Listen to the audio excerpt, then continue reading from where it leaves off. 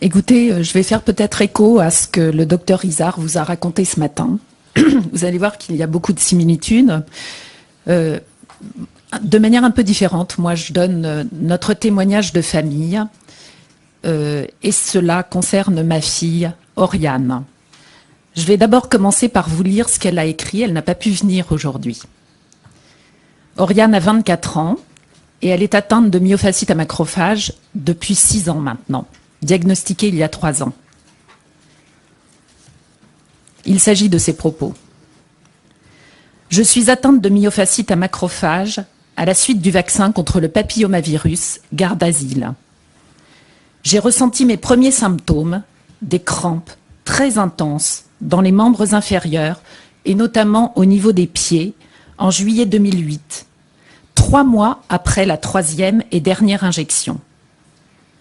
Outre les réactions locales violentes, déjà entre la 2e et la 3e injection, lorsque j'avais voulu refaire de la natation, j'avais ressenti des crampes violentes, ce qui ne m'était jamais arrivé alors que je faisais beaucoup de danse, jusqu'à 8 heures par semaine, et ce depuis l'âge de 5 ans. J'étais alors en première année de médecine. Le diagnostic ne fut posé, lui, qu'en septembre 2011, grâce à une biopsie musculaire et après 3 ans d'errance médicale. Pourtant, mes parents sont l'un médecin, l'autre infirmière, mais nous n'arrivions pas à y croire. Que dire de ce gâchis? Que le gros problème actuellement, vraiment le gros problème des malades, c'est la méconnaissance et la non-reconnaissance de la maladie d'origine vaccinale. Le corps médical n'est pas informé des possibles effets indésirables des vaccins. Les effets indésirables de la vaccination ne sont donc pas déclarés, ou fort peu, à la NSM. La non-reconnaissance entraîne un déni de la part du monde médical, qui ne se soucie pas des répercussions et de la violence que cela inflige aux malades, ou plutôt aux victimes. Les victimes, parlons-en. Elles deviennent suspects d'avoir osé déclarer un effet secondaire grave à la vaccination. Sans reconnaissance, les malades n'existent pas.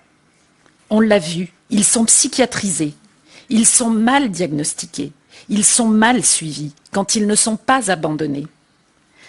La prise en charge administrative de ces malades est impossible. Comment faire reconnaître une invalidité? Comment monter un dossier à la maison départementale du handicap? Mais aussi, pas de recherche engagée, pas d'écoute des signaux d'alerte, pas de principe de précaution mis en place. On l'a vu avec les vaccins sans aluminium. Alors, ce que je ressens en tant que soignante,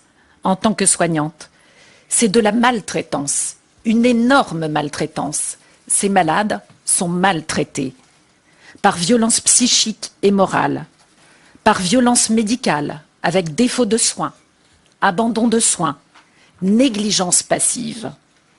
Est-ce ainsi que le doute doit bénéficier aux patients? Pour notre fille, c'était le vaccin de trop, celui qui l'a fait basculer dans la maladie. Alors comme elle, nous demandons une information transparente, une reconnaissance des effets secondaires de la vaccination, une vraie reconnaissance de la maladie. C'est la sécurité vaccinale, c'est de la sécurité vaccinale dont nous avons besoin pour nous, pour nos enfants, pour nos petits-enfants.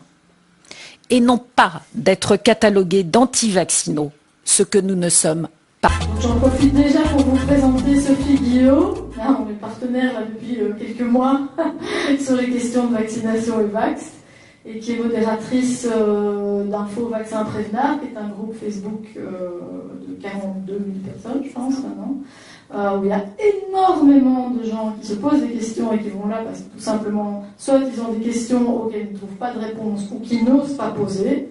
Officiellement, les autorités de santé reconnaissent que les accidents post-vaccinaux graves ne sont signalés à la pharmacovigilance à hauteur de 1 à 10%.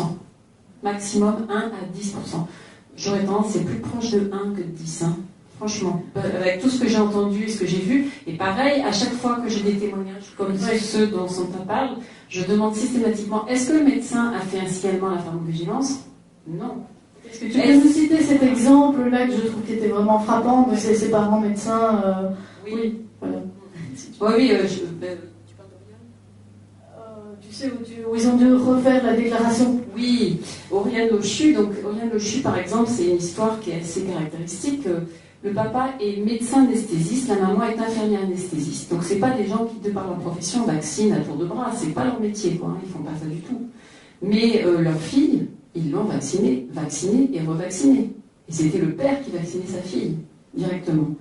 Et leur fille était brillantissime, baccalauréat C avec mention très bien, etc.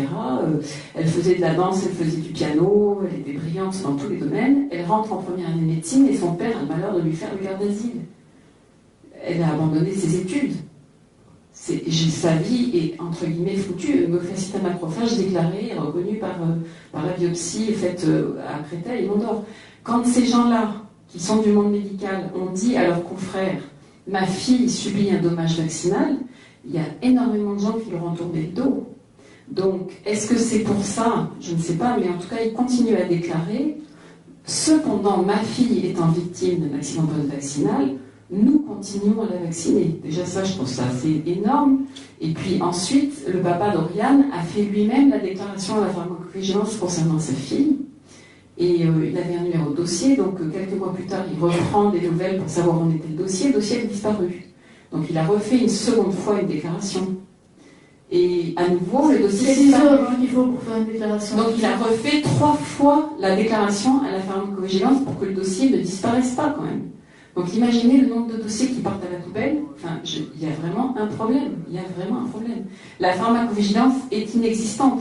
Virginie Bell a écrit un bouquin il y a quelques années. C'est une journaliste, elle a écrit un bouquin qui s'appelle « Faut-il faire vacciner son enfant ?» Et il y a un chapitre où elle explique qu'elle a contacté l'Agence nationale de sécurité du médicament, l'ex-AFSAPS, pour leur demander quels étaient leurs chiffres sur les accidents post-vaccinaux en France. La réponse de l'AFSAPS, ça a été « Il n'y a pas d'accident, nous n'avons pas de chiffres ».